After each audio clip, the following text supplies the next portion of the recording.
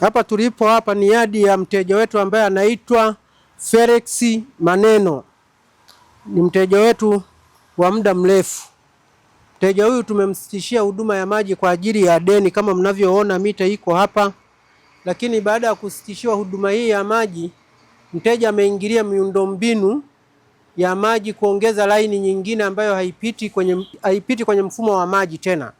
Ameongeza laini kama mnavyoona, hiyo hapa ukutani ni laini ya inchi 1. Laini hii inajaza maji kwenye tenki hili, na hili tenki dogo. Yadi hii ina magari ambayo ni ya mteja wetu Felix Maneno, ambaye anaitumia kuoshea magari pamoja na walinzi wake ambao ni Masai kama mnavyowaona hawa hapa, ambao wamekuwa maji haya wakiyatumia kinyume na utaratibu.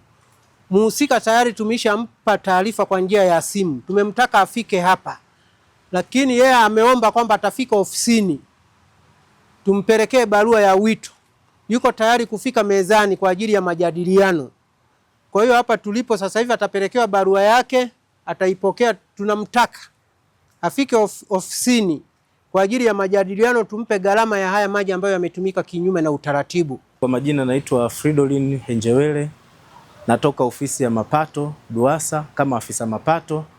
Leo hii kama mlivyojionea katika eneo hili la tukio, tumemkamata mteja huyu ambaye alikuwa anatumia maji kinyume na utaratibu wa DUWASA. Mkaguzi wetu alipita na akagundua madhaifu haya. Kwa hiyo sisi kama DUWASA tunatoa onyo kali kwa wateja wote ambao wanatumia maji kinyume na sheria. Taratibu kali na sheria kali zitafuata kama mteja tutamkamata anatumia maji kinyume na sheria. Pia tunatoa onyo kwa wananchi wote wa Dodoma watupe ushirikiano katika kuhakikisha kwamba tunatokomeza na kumaliza kabisa wizi huu wa maji.